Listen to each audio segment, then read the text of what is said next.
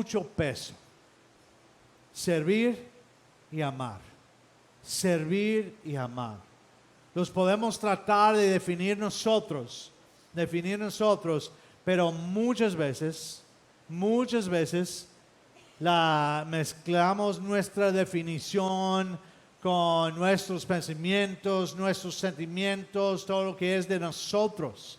Y a eso es donde vamos a tener problemas.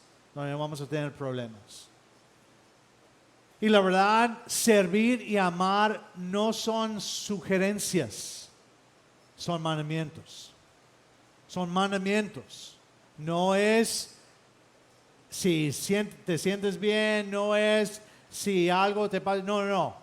Tienes que amar y tienes que servir. Son mandamientos para nosotros.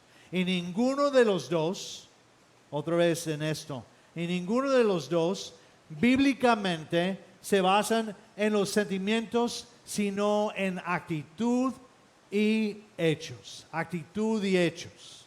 Y eso es muy, muy difícil, porque nuestras emociones y todo a veces nos controlan.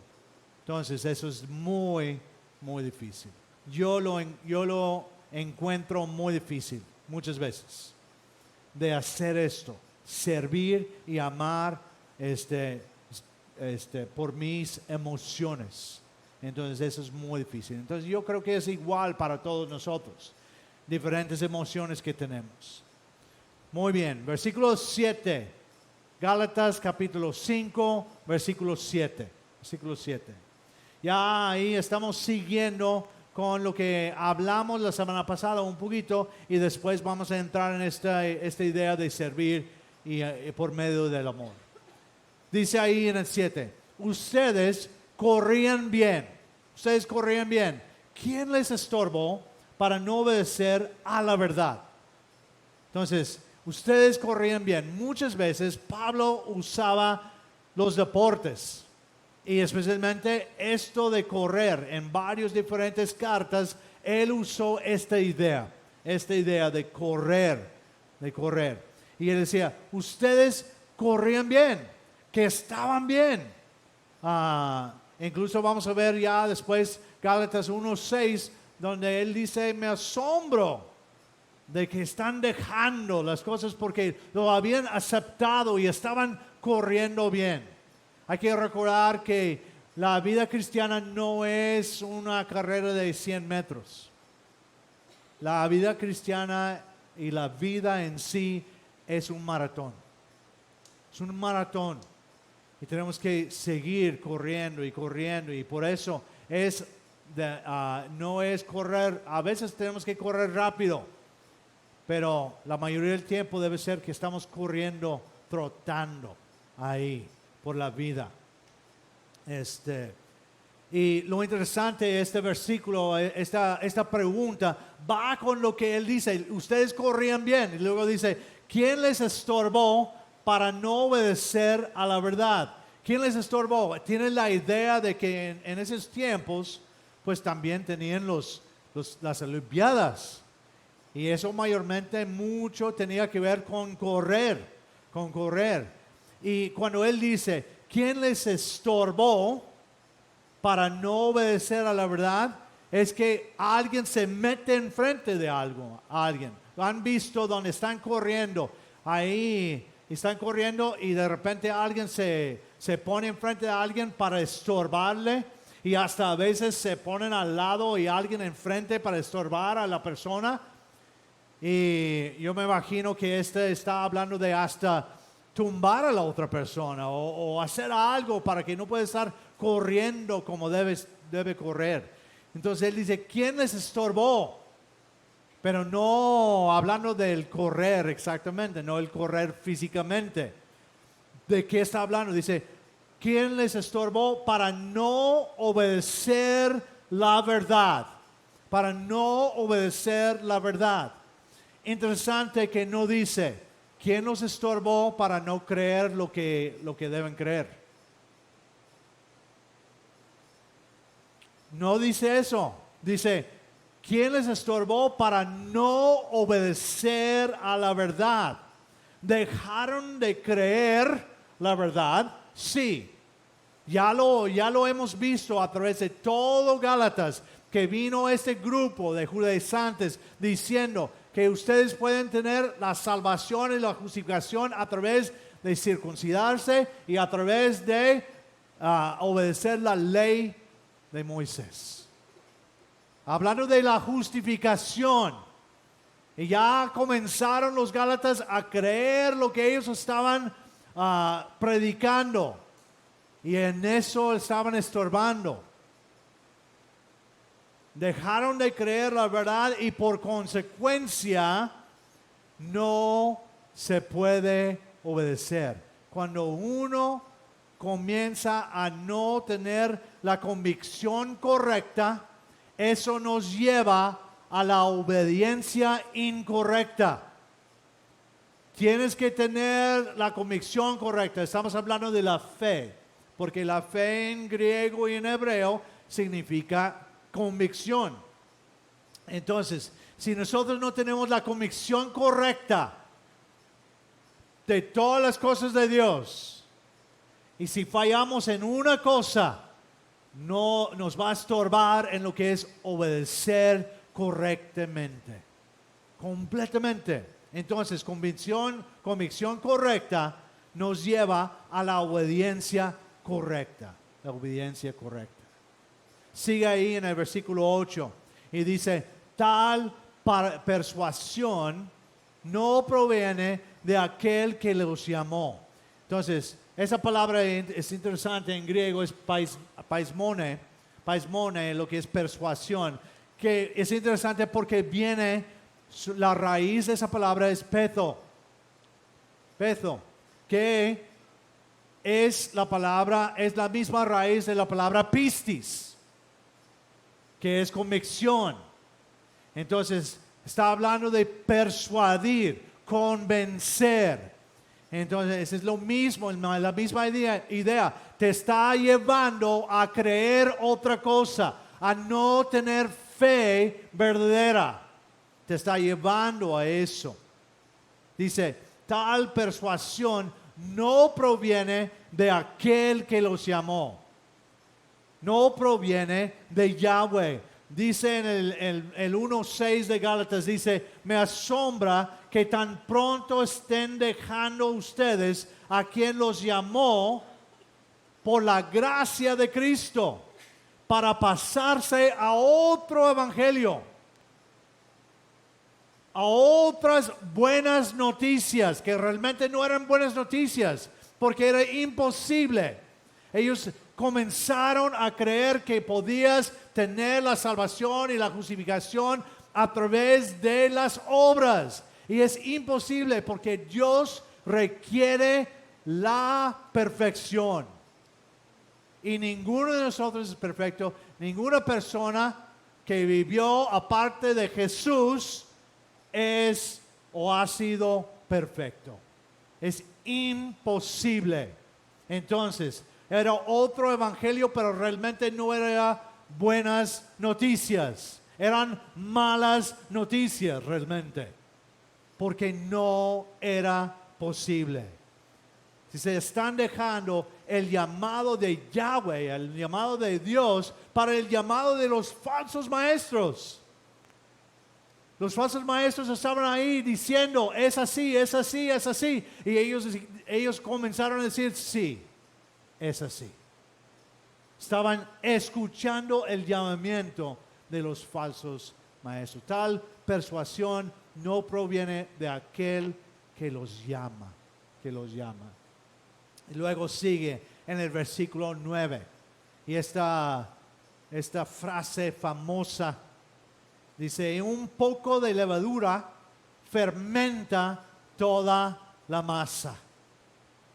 Yo no sé si sabes de pan, yo realmente no sé, lo único que sé es comer pan, eso es todo. Realmente. Pero el pan, cuando pones levadura, se completamente cambia todo. Ya no es el mismo pan. Y hasta si pones poquita levadura, ya impregna toda la masa y lo convierte en un pan diferente, Entonces, ¿qué quiere decir con esto? ¿De qué está hablando aquí? Unos cuantos falsos maestros, o pudiéramos decir con un falso maestro, con una falsa enseñanza, fermentas toda la masa, cambias todo lo que es, cambias todo lo que es tu convicción y lo que es obedecer correctamente. Y hasta pudiéramos decir, bueno, un falso maestro, una enseñanza falsa puede cambiar todo, puede afectar y dañar a toda la congregación. Y lo hemos visto, por eso tenemos que tener mucho cuidado con quién se va a parar adelante, quién va a estar enseñando a nuestros jóvenes, nuestros niños, quién va a estar dando clases a los hombres, las mujeres y todo eso. Hay que tener mucho cuidado. Hay una iglesia, y no me gusta decir nombres, y no voy a decir nombres. Hay una iglesia ahora que es una iglesia nueva aquí en Monterrey, pero ya dieron gracias a Dios porque va a venir Cash Luna con ellos. Y yo dije, no puede ser. Falso maestro, completamente. Y es una iglesia que está en todo el mundo, esta iglesia. Es muy, muy conocida, muy respetada. Y están dando gracias a Dios que va a venir Cash Luna. No puede ser. Pobre de esa iglesia y pobre de las personas que van a ir cuando Él está ahí. Es increíble. Por eso tenemos que tener mucho cuidado en esto. Un poco de levadura fermenta toda la masa. Una enseñanza falsa puede afectar todo lo que estamos haciendo. Por eso Dios nos llama ¿a qué? A ser santos. A ser santos. Porque un poco de pecado puede destruir la vida. Tenemos que ser santos. Es esto también. No solamente los falsos maestros, falsas enseñanzas, pero también un poco de pecado. Un pecado puede destruir la vida.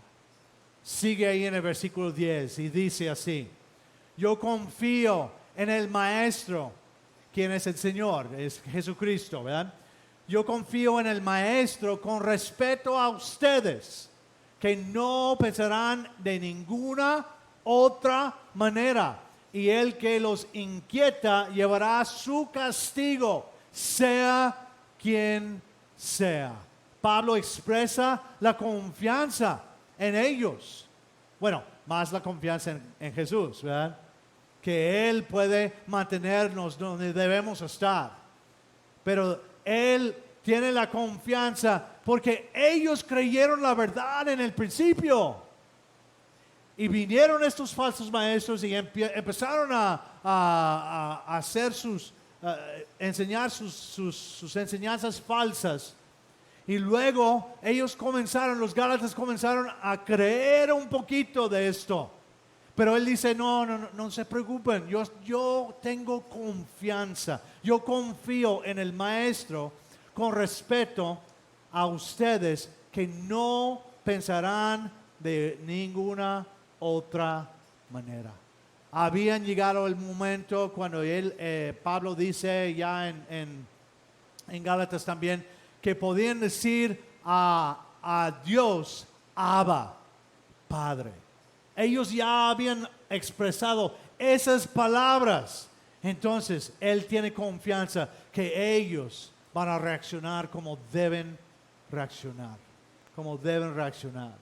Y luego dice, y al que los inquieta, llevará su castigo, sea quien sea. Y estamos hablando de castigo, estamos hablando, hay una seguridad que esas personas que están diciendo las cosas falsas, que están llevando a personas a la perdición, van a llevar su castigo. Y a veces parece que no, a veces ahí estamos clamando justicia. ¿Por qué no haces justicia ya? Pero hay una justicia. Si yo me paro aquí y les digo una falsa enseñanza, yo llevo mi castigo. Llevo mi castigo porque dentro de mí no puedo obedecer correctamente. Y ahora más castigo porque estoy enseñando a ustedes, desviándoles de lo que es la verdad. Desviándoles. Y a el que los inquieta llevará su castigo, sea quien sea. Va a haber justicia. Parece que no aquí, pero sí hay justicia aquí en la tierra. Porque esa persona no puede andar tranquilo. No puede.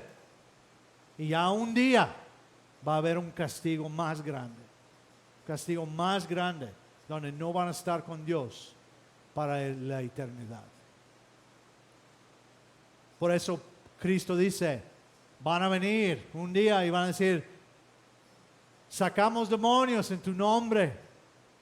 Y Él va a decir, nunca te conocí, apártate de mí. Simplemente porque hay señales no significa que es la verdad. Entonces, están llevando su castigo y van a llevar su castigo. Muy bien, versículo 11 dice, hermanos, si es verdad que yo todavía predico la circuncisión, ¿por qué se me sigue persiguiendo? Si esa fuera mi predicación, la cruz no ofendería tanto. Entonces, ya como que ya hace un giro un poquito ahí hablando de él. Dice, hermanos, si es verdad que yo todavía predico la circuncisión, lo más probable, él está diciendo esto porque los falsos maestros estaban diciendo que él estaba de acuerdo. Si quieres, ve y pregunta a Pablo. Por eso está diciendo, si es verdad que yo todavía predico la circuncisión. Y luego hace la pregunta, ¿por qué se me sigue persiguiendo? Es una pregunta retórica. No necesita la respuesta de ellos. La respuesta es, lo siguen persiguiendo a él porque él no predica así. No predica que la circuncisión salva, justifica. No predica que la ley salva o justifica. No está predicando eso. No estarían persiguiendo a Pablo si realmente estuviera predicando eso. Y luego dice esto, si esa fuera mi predicación, si yo estuviera predicando que tú puedes llegar a tener justificación a través de esto, a través de la circuncisión, a través de la ley, a través de obedecer la ley, entonces dice, la cruz no ofendería tanto. No ofendería tanto porque significa, si él cree eso, entonces la cruz no significa lo que realmente está predicando Pablo. Es que fue una ofensa. Nosotros vemos, ya no tenemos la cruz aquí, ¿verdad? Nosotros vemos una cruz y hay muchas cruces ahí en diferentes iglesias. Ahí vemos la cruz y lo vemos bien bonito y todo eso. Y hasta entré en una iglesia una vez que tenían por el pasillo del medio, tenían una cruz grande bajo vidrio. Ahí, que tenías que pasar por la cruz para entrar en los asientos. Pues qué padre, qué bonito. Pero la cruz fue una ofensa grande. Fue una ofensa grande. Dice en 1 Corintios 1, versículos 22 y 24, dice, los judíos pidan señales milagrosas y los gentiles buscan sabiduría, mientras que nosotros predicamos a Cristo crucificado. Este mensaje es motivo de tropiezo para los judíos. ¿Por qué es tropiezo para los judíos? Porque la ley dice cualquier que está puesto en un madero es maldito. Entonces tú les dices a ellos que tu Mesías, el que estaba esperando, fue crucificado y murió. Y ellos van a decir, no puede ser, estás loco.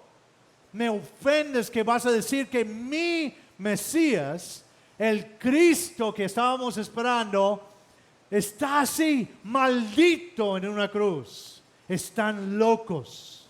Era una ofensa grande para ellos. Era de tropiezo por eso.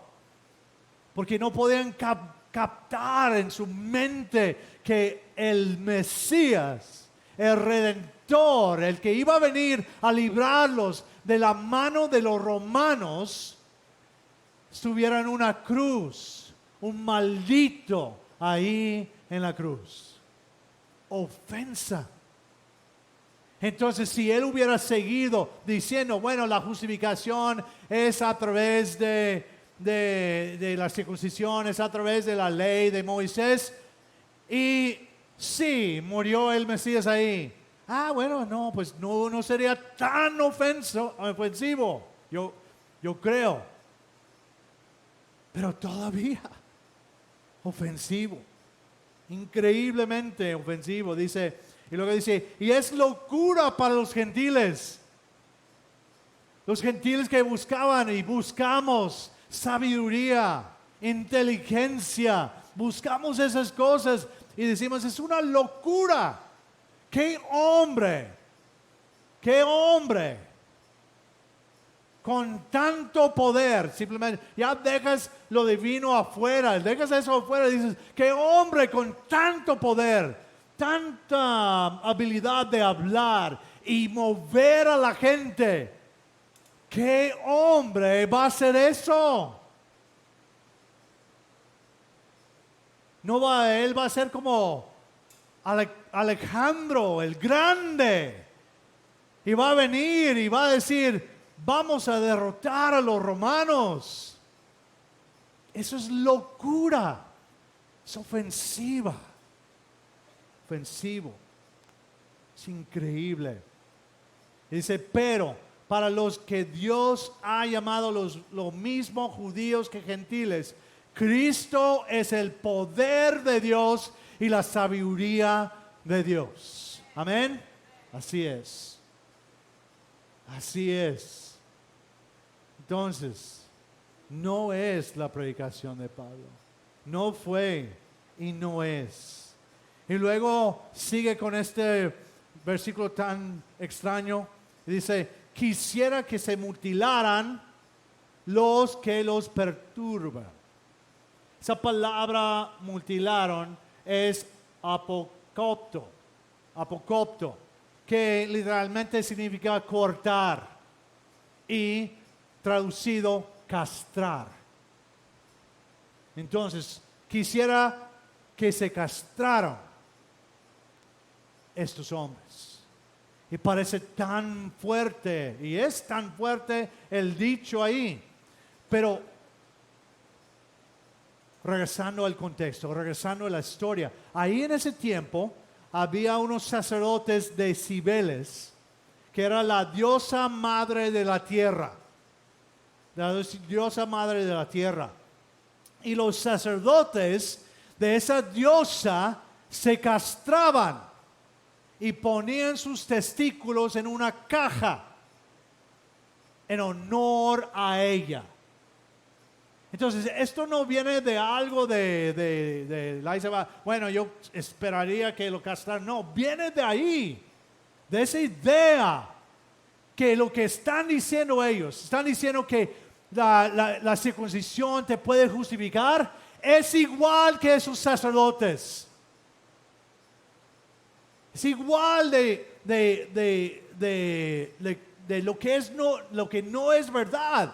No es verdad. Y sería mejor para estos hombres que se castraron así, de esa manera, y por lo menos podemos verlos a ellos y podemos ver que es una mentira y no están utilizando a Yahweh y la palabra de Dios para confundir a la gente. Mejor estuviera así, mejor fuera así. Y a la vez un castigo completo para estos hombres. Está pidiendo más castigo. Y parece muy fuerte, porque dices, ¿dónde está la gracia? ¿Dónde está la misericordia de Pablo? Estos hombres estaban llevando a las personas a perdición. Ya más o menos ahí, bueno, no entendían, pero sabían lo que estaban haciendo.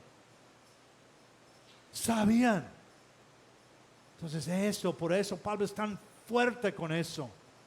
Y debemos, la verdad, tal vez orar que el castigo de Dios o la justicia de Dios cayera sobre esas personas. ¿Por qué?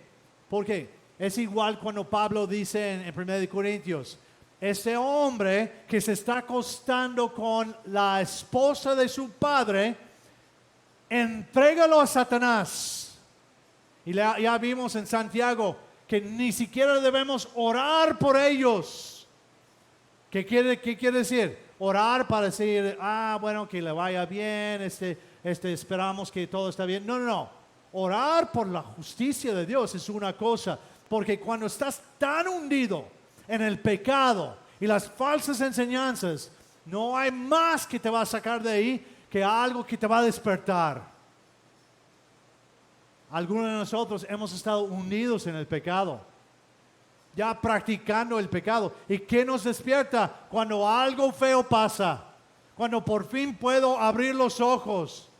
Y a veces es algo difícil, es algo pesado, pero es porque somos tercos y necesitamos un golpe fuerte, y es lo que está pidiendo Pablo aquí, un golpe fuerte para estos hombres.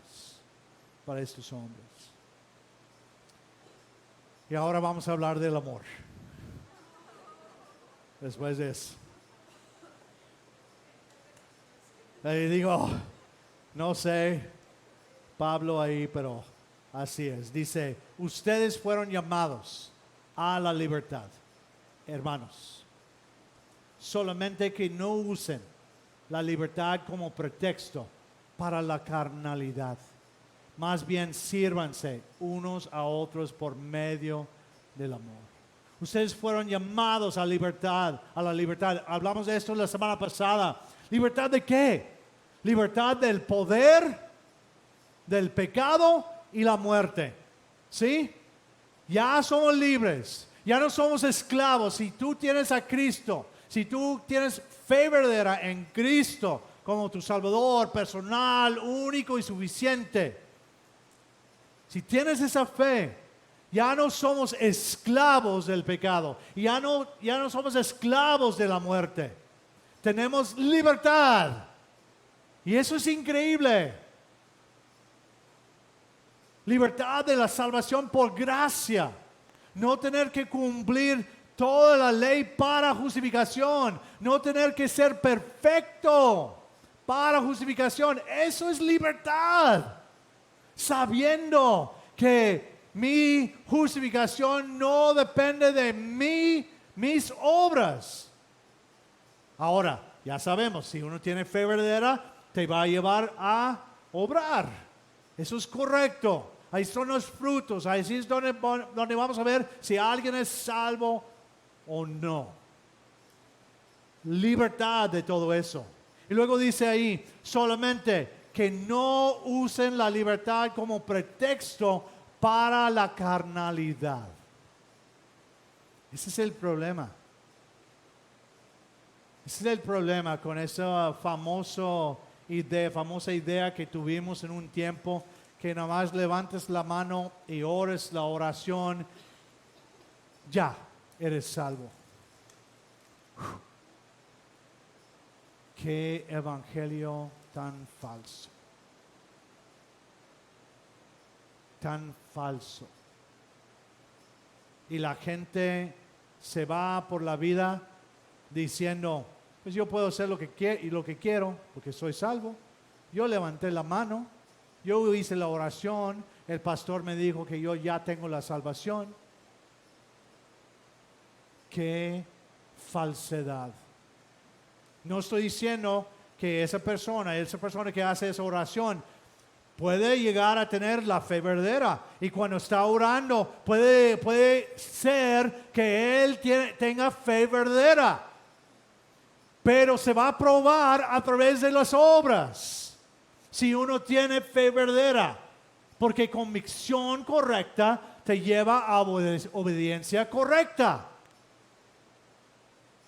Y ahí montón de personas que diciendo ahí en un pueblo donde fuimos, ahí en Río Verde,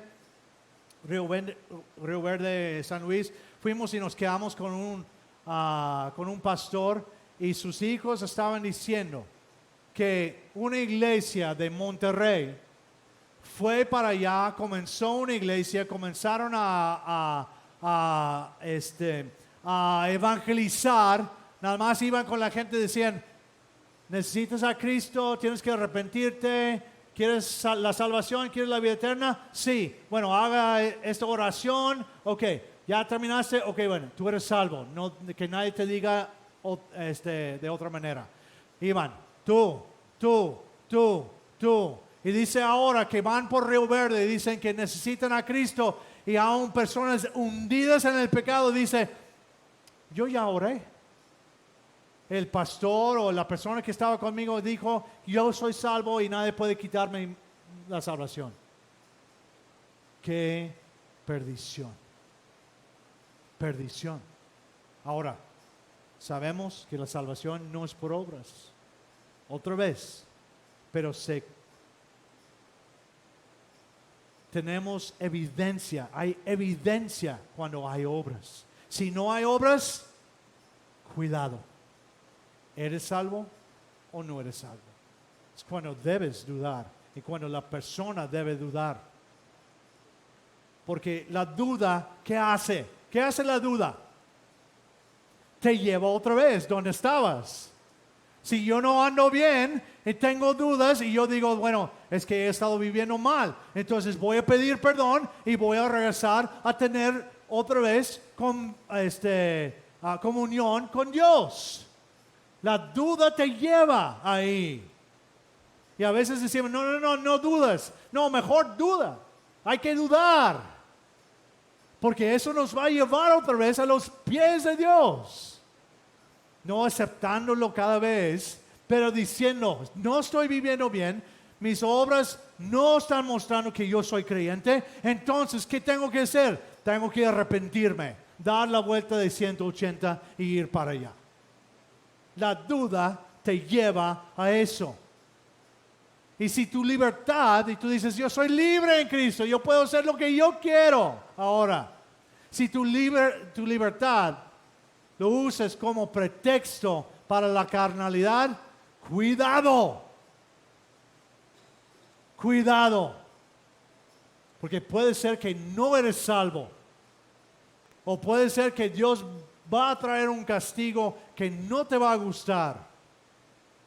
Porque Dios disciplina a sus hijos. Y así es.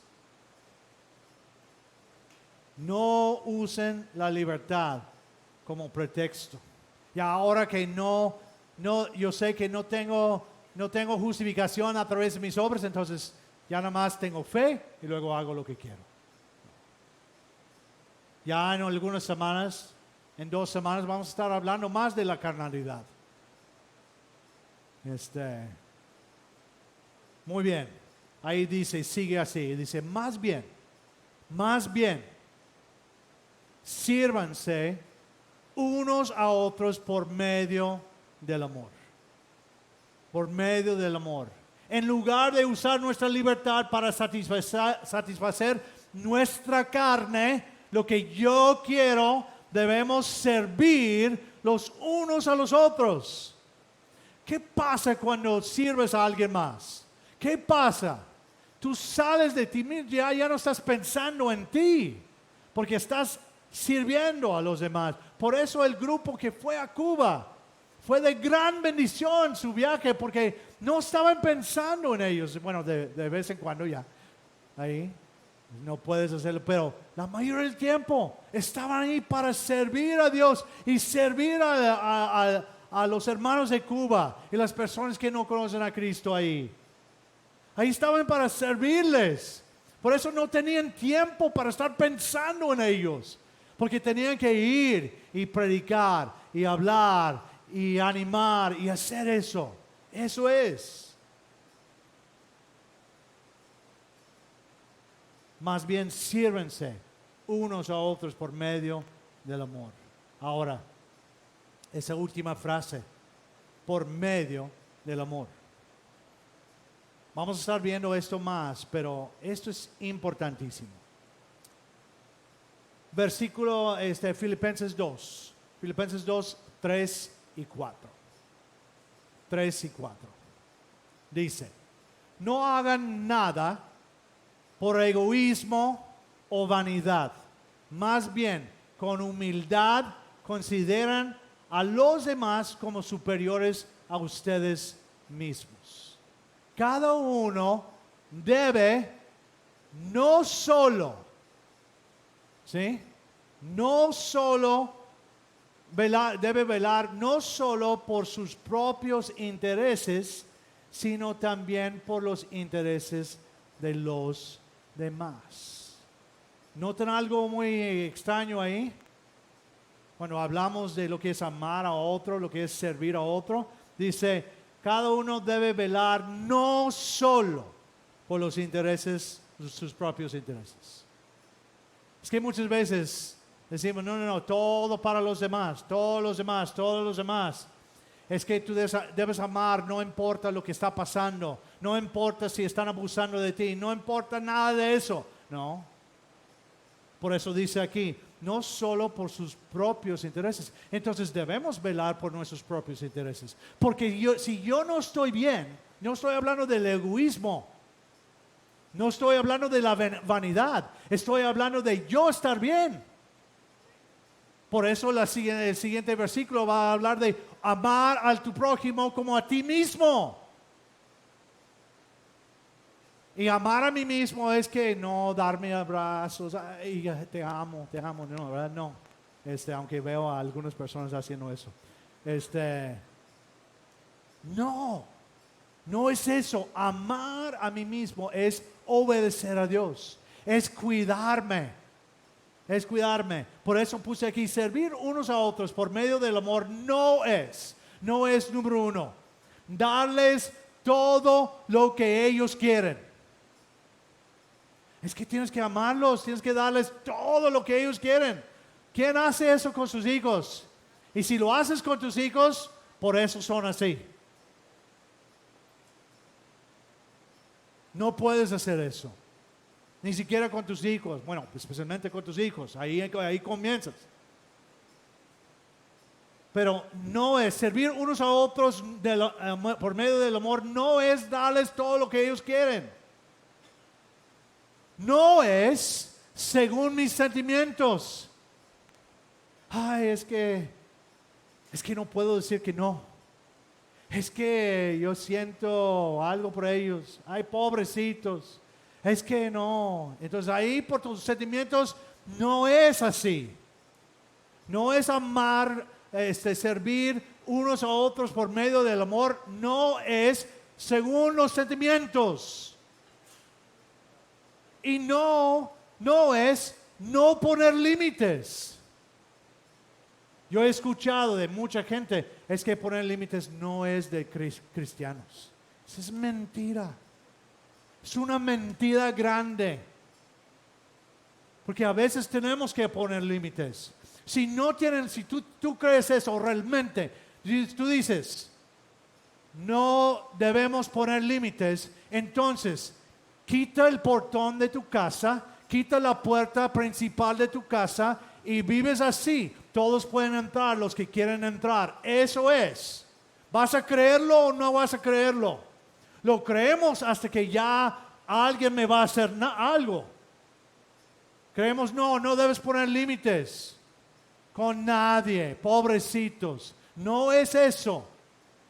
Servir los unos unos a otros por medio del amor es poner límites.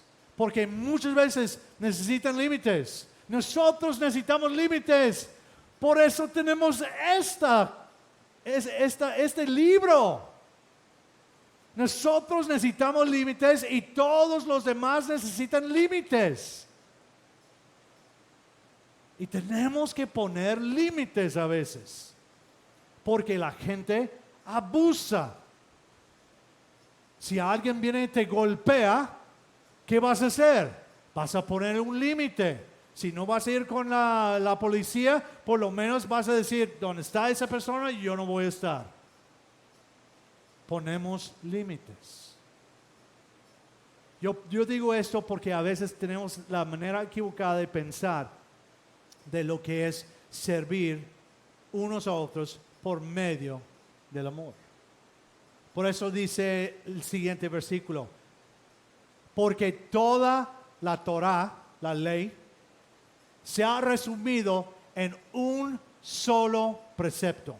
Amarás a tu prójimo como a ti mismo. Interesante porque Jesús dijo algo similar, pero él incluyó amar a Dios con todo y amar a tu prójimo. Y ahora Pablo usa esto. Y la verdad es lo mismo, está diciendo lo mismo. Porque amar a tu prójimo es amar a Dios. Amar a tu prójimo es amar a Dios. Y lo interesante que hizo Jesús, y por eso un día ya después tal vez Efesios, Filipenses y Colosenses, creo que vamos a entrar en un evangelio. Y vamos a ir entendiendo que Jesús estaba explicando la verdadera interpretación de la ley de Moisés. Eso es lo que él estaba dando. De cómo amar a tu prójimo. Eso es lo que él hizo en ese tiempo. Amarás a tu prójimo como a ti mismo. Queremos saber cómo amar a otros, pero no queremos leer la palabra de Dios. No queremos ver los mandamientos de Dios. Y no estoy solamente hablando del Nuevo Testamento, estoy hablando del Antiguo Testamento. ¿Quieres lo mejor para ti? ¿Quieres saber cómo amar a alguien? Aún las leyes de higiene son para el beneficio de los demás, nosotros y los demás. Simplemente, si Mimi está preparando la comida en la casa y tiene las manos sucias, porque estaba en el jardín y todo eso, y trayendo bacterias y todo eso, y nos está haciendo la comida así, yo puedo decir que ella no está amando a nosotros. ¿Sí o no? Porque la palabra de Dios es claro que tú tienes que purificar tus manos, tú tienes que estar bien, porque si yo tengo una bacteria aquí, entonces yo te voy a pasar la bacteria. Entonces yo no te estoy amando. En un tiempo, yo creo que fue el principio de los 1900, había un hospital, bueno, en los hospitales estaban muriendo cantidad de bebés. Increíblemente de bebés. Y una mujer, una enfermera, porque sabía lo que decía la palabra de Dios, fue con sus doctores y les dijo, mira, yo creo que después de tocar las personas muertas, debemos ir y lavar nuestras manos y luego ir con los enfermos o los bebés o algo así. Porque dice aquí, y la ignoraron y ya por fin empezaron a hacerlo. ¿Y qué creen que pasó? Disminuyeron increíblemente la cantidad de bebés que estaban muriendo. Porque en la palabra de Dios dice, si tocas algo muerto, lava las manos, purifica tus manos. Y eso es de beneficio para mí y para todos los demás. Aún las leyes de higiene son para el beneficio, son para amar a los demás. ¿Se imaginan los doctores que estaban haciendo eso por tanto tiempo y fue su culpa que esos niños, esos bebés que estaban muriendo, estaban odiando a esas personas? Bueno, estaban ignorantes, eran ignorantes. Ya, pero como quiera, estaban de una manera odiando a esas personas. Y ya después, cuando empezaron a decir, sí es verdad, empezaron a lavar las manos, estaban amando a esas personas. Esa pareja que iba a tener un bebé, estaban amándolos. Nosotros queremos hacerlo muy así, muy espiritual, muy místico, flotando en el aire y todo eso, pero la palabra de Dios es muy práctica. Es muy práctica. Simplemente lavar tus manos para preparar la comida es amar. Amarte a ti y también amar a los demás. Simplemente así. Zaqueo era un chaparrito así que vivía en Jericó. Me encantaba ese canto cuando estaban chiquitas, porque llegamos a la parte donde dice, Zaqueo, bájate de ahí. Y las dos con las manos así, gritando a Zaqueo ahí arriba. Pero Zaqueo, llegó Cristo a su vida. Llegó Jesús. Y fue a comer a su casa. Había dos tipos de pecadores en el tiempo del Nuevo Testamento: los pecadores y los cobradores de impuestos. Tenían su propio lugar. Él era un cobrador de impuestos. Y Jesús dice, yo voy a tu casa. No me importa quién eres tú, yo voy a ir a tu casa. Y ese día llegó la salvación a la casa de Zaqueo. ¿Y qué creen que hizo Zaqueo? Yo me imagino que casi todos han leído la historia. Que la ley de Moisés dice, si robas a alguien, tienes que pagarle más el 20%. Creo que es 20 o 15 o 20, algo así. Hay algo extra que tienes que hacer. ¿Y qué hizo Zaqueo? 4 veces más. Si él robó a alguien, le pagó 4 veces más.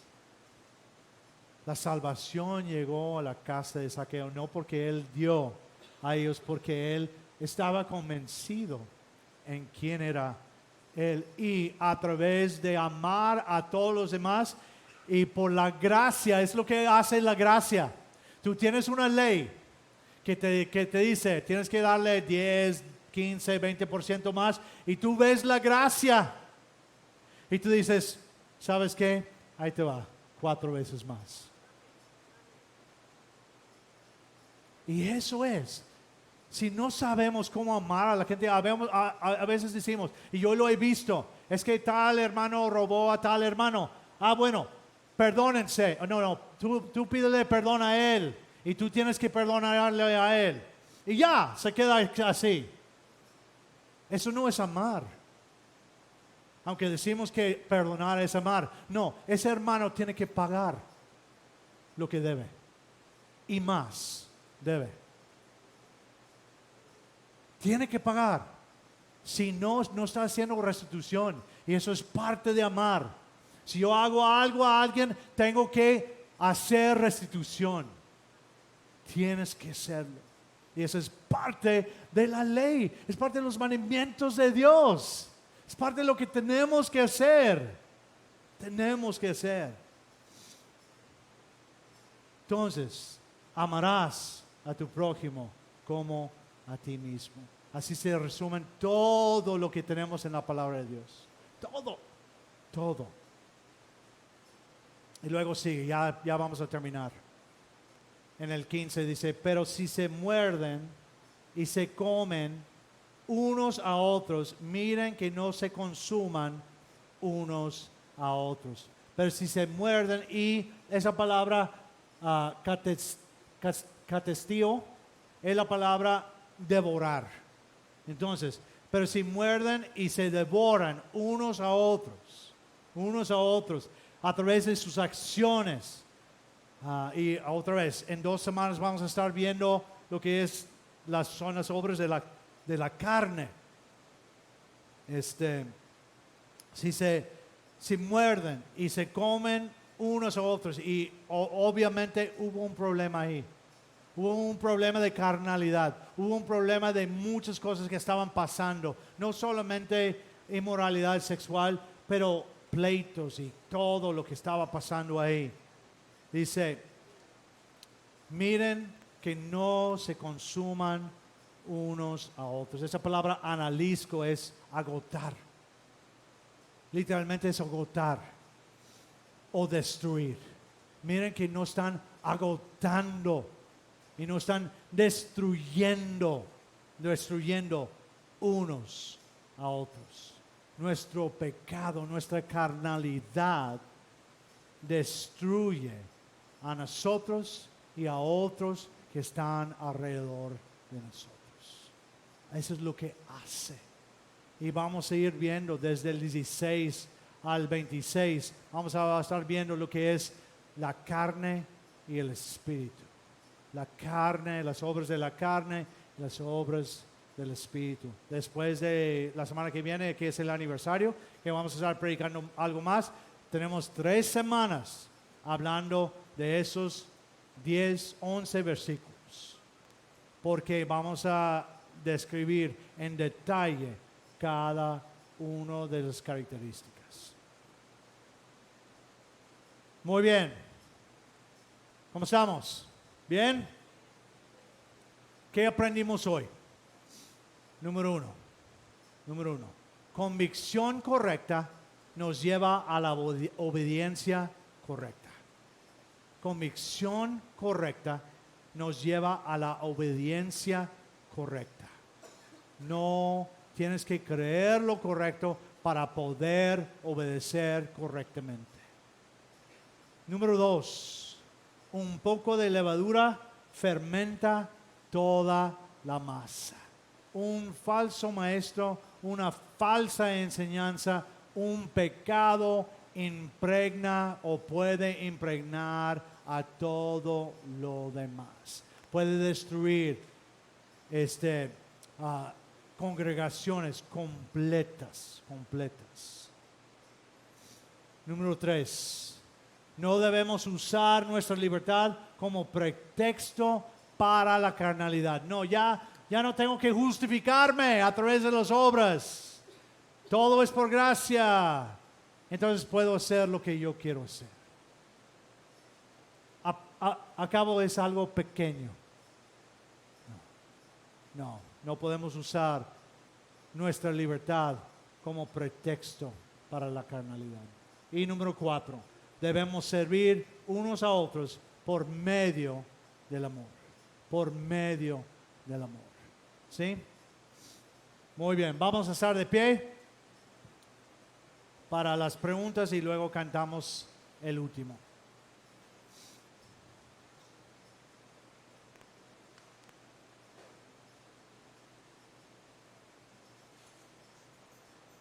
Recuerden que la semana que viene tenemos la comida después del servicio. Vamos a estar con la feria de ministerios también.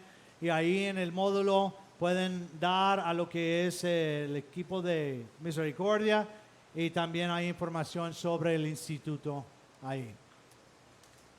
Preguntas para ya aplicar eso en nuestra vida. Número 1. ¿Tienes la convicción correcta? ¿Tienes la convicción correcta?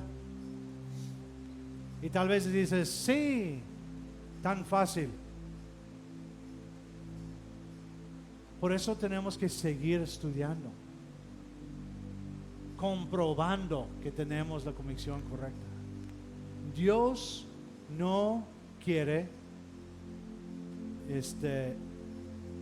Dios no quiere ignorantes. ¿Qué significa ignorantes? Esa es una palabra muy fuerte, sí. Pero significa ignoro lo que está ahí. Ser una persona ignorante no es una persona que no estudia. Cuando ya sabemos que esto es la palabra de Dios y esto es lo que tenemos que obedecer y así es como vamos a conocer a nuestro Dios, entonces, ¿cómo vas a saber que tienes la convicción correcta si no sigues viendo lo que dice la palabra? Y nos seguimos yendo, no solamente el domingo en la mañana, a otras cosas.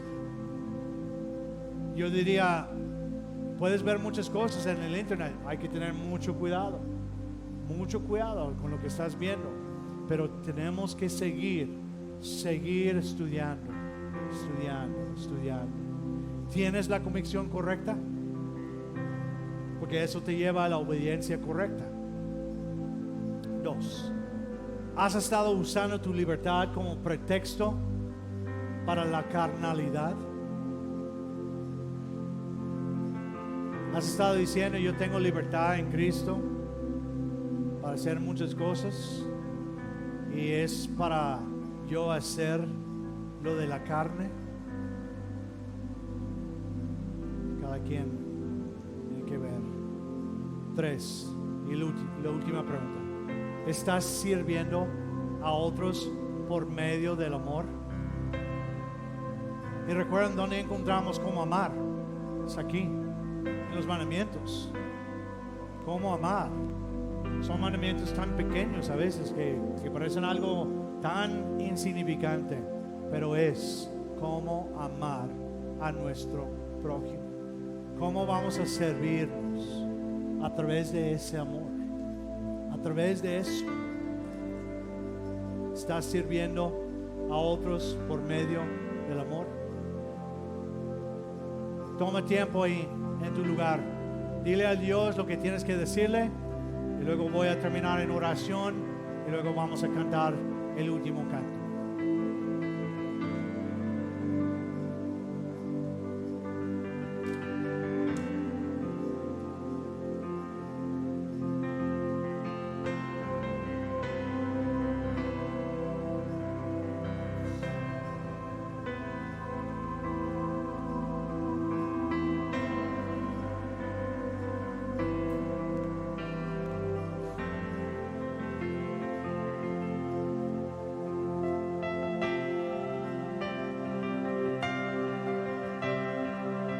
Señor, te damos gracias por este tiempo.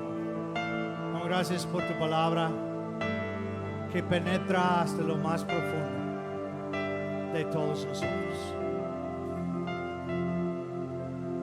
Señor, te damos gracias que sabemos que si tenemos la convicción correcta, vamos a obedecer correctamente.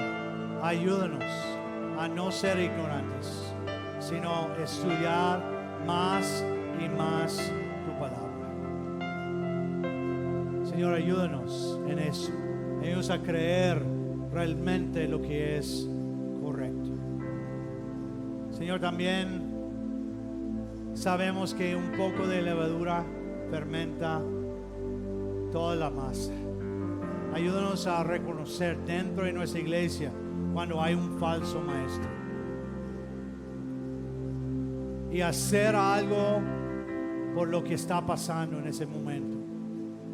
Danos sabiduría en todo momento en cuanto a eso. Señor, ayúdanos en nuestra vida personal también, que no dejemos a esto pasar. Señor, también ayúdanos en no usar nuestra libertad, la gracia de tu misericordia como pretexto de hacer las obras de la carne. Ayúdanos, Dios. Ayúdanos a no hacer esto. Batallamos todos los días, batallo todos los días con esto. Voy batallando hoy con esto. Señor, ayúdanos a no hacerlo, a no usar nuestra libertad como pretexto. Y Señor, ayúdanos a servir los unos a otros por medio del amor y entender que el amor no es darles todo lo que ellos quieren, no es según mis sentimientos y no es no poner límites, es según tu palabra. Ayúdanos a velar no solo por nuestros propios intereses, sino también por los intereses de los demás. Ayúdame a tener un balance entre eso y amar a todos y servir a todos a través de lo que dice tu palabra. Definir, servir y amar a través de tu palabra. Te amamos, te glorificamos por todo. En el nombre de Cristo pedimos todo. Amén.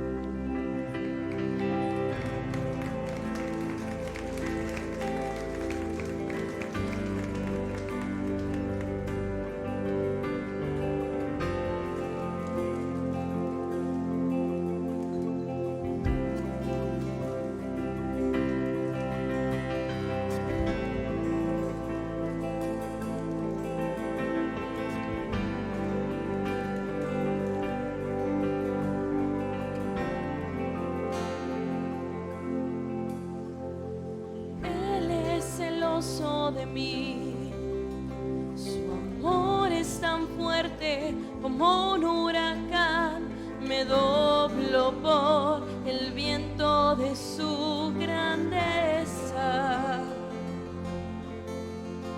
Cuando de repente estas aflicciones han sido cubiertas por gloria y veo cuán hermoso eres tú, cuán grande tu afecto es por mí.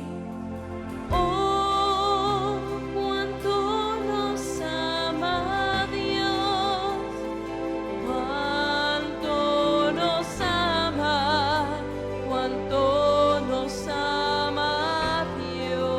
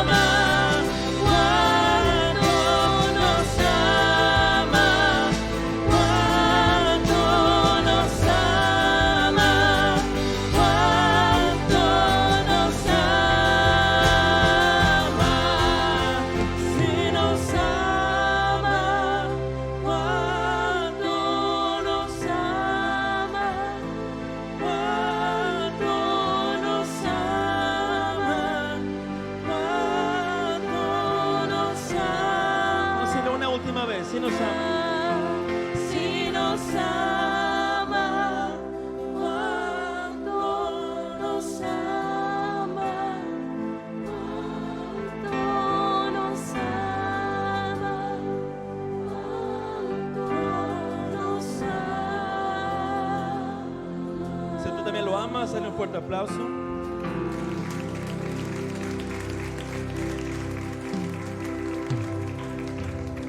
Dios te bendiga, somos despedidos.